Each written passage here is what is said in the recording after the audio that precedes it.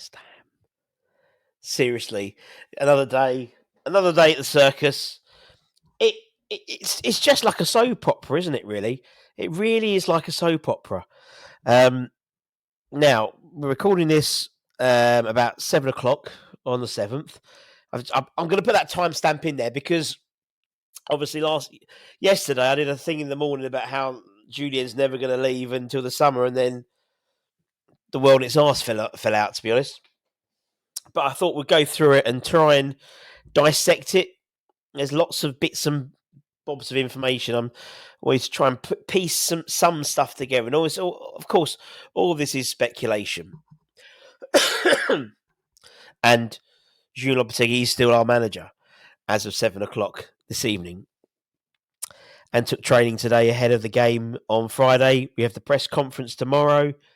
Whether that's decided, that I don't know. I just genuinely don't know what's going on. Let's back it up. So obviously on Monday, around sort of midday-ish, something like that, there was some sort of rumblings on Twitter that Graham Potter was likely to be in charge for the Fulham game. And obviously, vis-a-vis that would assume that Mr. Lopetegui would no longer be the head coach. That coincided with reports that Tim Steindl had moved out of Rush Green, much like a jilted lover, had moved out of Rush Green to concentrate on transfer rumours, or transfer business, rather.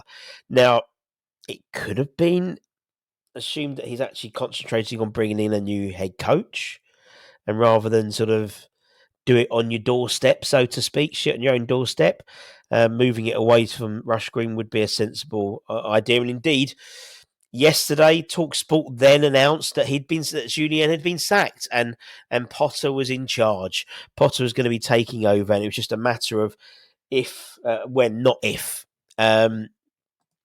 Now, since then, as always the case with West Ham, nothing's been handled particularly well, I think. Julien's still in a job.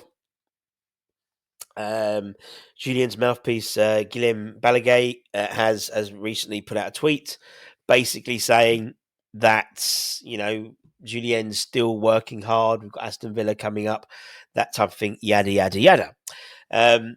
All of this still under the cloud of Graham Potter negotiating deals with West Ham. Now, we originally offered him a... I mean, he's the front runner to take over when the decision is made to relieve Julien of his duties at West Ham. And it was believed a 6-month deal was verbally agreed, with the idea of, after that's almost like a 6-month trial. And then if it, based on the performance, potentially a 2-year deal would have been offered in the summer based on the team performance. Now, there seems to have been a standoff in that now, with Potter wanting a straight 2.5-year deal, which is different to what he was originally offered and what was potentially verbally agreed. We don't know how it agreed. Obviously, we've seen the pictures of Tim and Graham in what looked like a Premier Inn, to be honest. Why they couldn't hire a decent private room, I don't know, rather than having it in the hotel bar, but that's what it seemed to be. Albeit, apparently, that may well have happened. That meeting may well have happened a few weeks ago. And indeed, it's been reported that he has met with West Ham officials several times over the last couple of weeks. So too have Everton. And that could be a reason why there's a reluctance for him to sign the original proposal in front of him. Obviously, Everton are looking for a new manager. And although we're not handling this particularly well at all, I don't think Everton are as well, in the same respect as Sean Dyche is still in charge at Everton, and they seem to be courting potential suitors to take over for him for the second half. I don't think either West Ham or Everton ideally wants to get rid of their head coach mid-season, and both would have seen a natural course of it running out in the summer. But due to performances, due to results, both sides have decided that it's looking like moving elsewhere. Now, obviously, we know that Potter has a existing relationship with Lady Brady's, Baroness Brady's husband, Paul Pescalino, who played together in Birmingham, and obviously um, Brady was in charge, was chief exec of Birmingham at the time, and obviously co-owned by David Sullivan and David Gold as well. So there is a relationship there from their time at Birmingham, and he's very much still seen as the front runner. We're led to believe that Potter's wife's preference is to stay south rather than go up to Everton. But in the same way, for Graham Potter, you got to think in Everton, it's a historic year, and the last year going into at Goodison Park, and then obviously moving to Stanley Park as well. So we still don't know where he wants to spend his time, whether it's going to be at West Ham or not.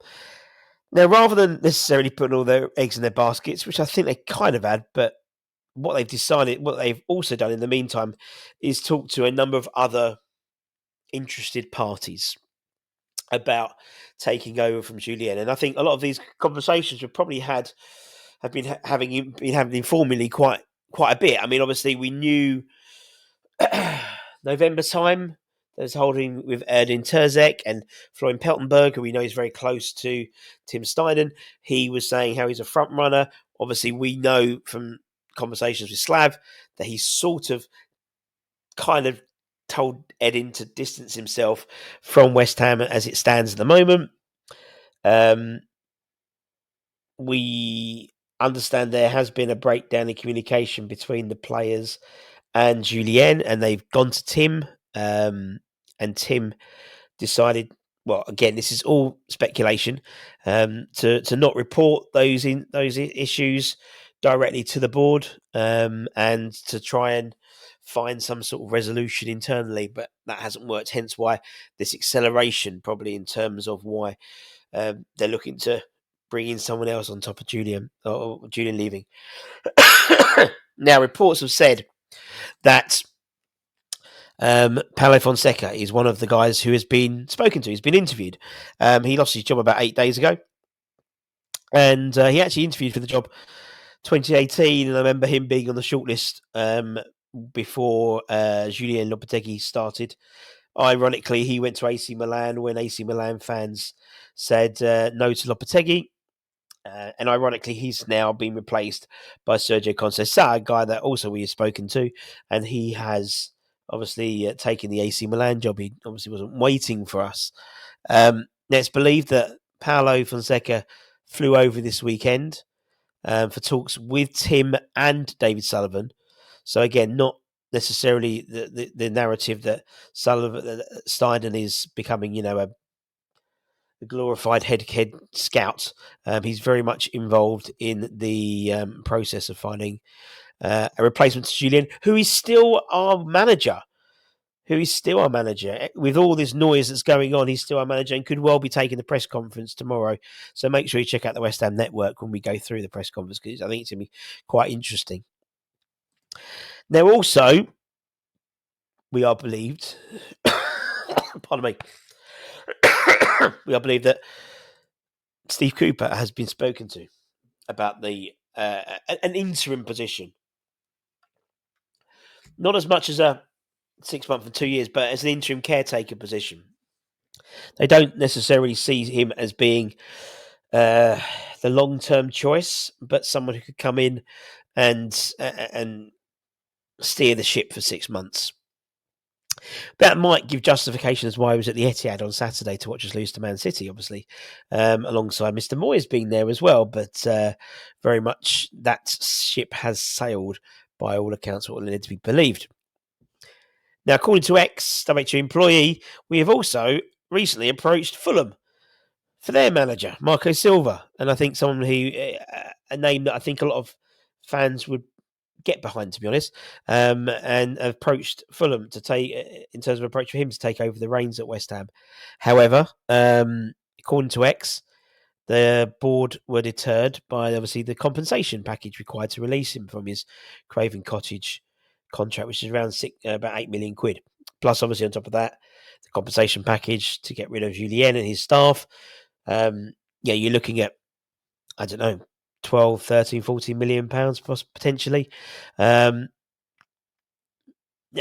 me, he's a long term.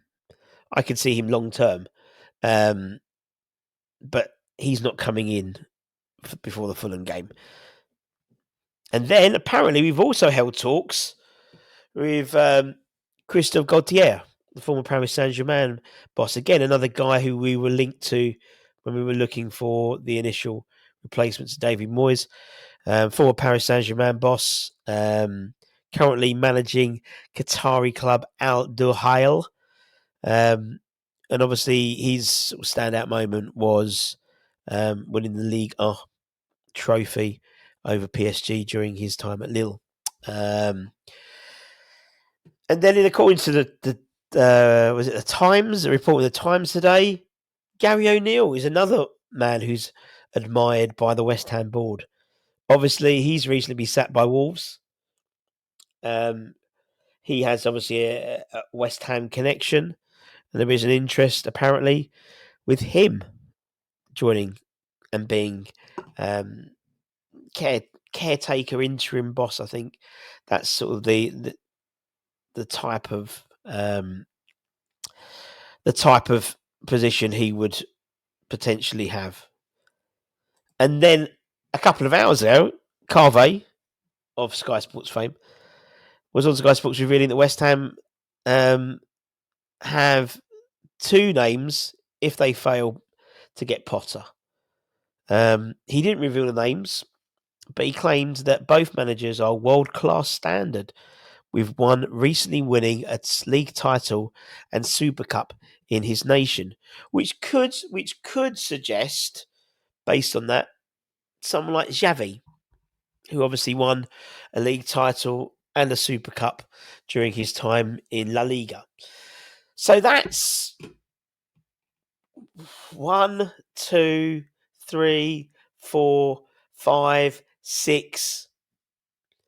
Could be up to 8 if those names aren't in Carve's two world-class standard managers. It's mental. The whole thing is mental. The whole thing is crazy. The whole thing shows, I think, for me, there's a lack of decisiveness. You look, every one of those is a different type of manager. Every one of those wants different. And we haven't spoken about Massimiliano Allegri as well. He's someone who's been touted, but we're led to believe that he wouldn't want to come halfway into a season. He'd want to come in at the end, obviously a fresh start in sort of the summer period. Mental, isn't it? It's actually mental. I was looking at our West Ham Network WhatsApp group, and it's just hilarious, honestly. And I think, and watching a lot of Everton, I follow a lot of Everton people as well. It's not. I don't think it's as bad as the way we're handling this, but it's not far wrong, particularly with the takeover as well over there and looking to bring in a new manager while still Sean Dyche is in there. Anton made a really good point. He said, for me, it's very much a case of, it's very reminiscent of our time when we had Avram Grant still in charge and we were going to bring in Martin O'Neill. And the manager was still very much in charge while having, what it was all announced that O'Neill was going to be taking over. It's very similar. It's very similar MO. Even now, just looking at this now, in terms of other stuff that's come up recently, there's been false reports that West Ham have ended negotiations with Graham Potter. That was confirmed 5:30 that around 5, 6 o'clock that we're still very much in discussions, and it's just the length of the contract is being the stumbling block. I said block, not cock. Daily Mail, West Ham working on contingency plans. Should number one target Graham Potter turn the job down? The fact is, we could in the next hour and a half, it could all change again. It could all change again. But up to where we are now, we seem to be still Potter, but there's about half a dozen in terms of contingencies. I mean, there's a report. Where's this report from? Let's try and find the report itself. Sky Sports breaking news announcement this evening that by Rob Dorset that Potter is closing on a return to football with West Ham after he's chosen them over Everton. That was about 20 minutes ago. Closing in a return to football more than 18 months after he was sacked by Chelsea. He's getting closer to becoming the West Ham head coach. Still further talks between Potter and West Ham officials this afternoon into the evening, but there's an optimism on both sides, I'm told, that a deal can be done. Then there's just some contractual details to be agreed, but it's very possible Graham Potter could be in charge of the side for the next game against Aston Villa. And if that's the case, he'll be doing the press conference tomorrow. That's what we're up to as of 7:15. Have fun.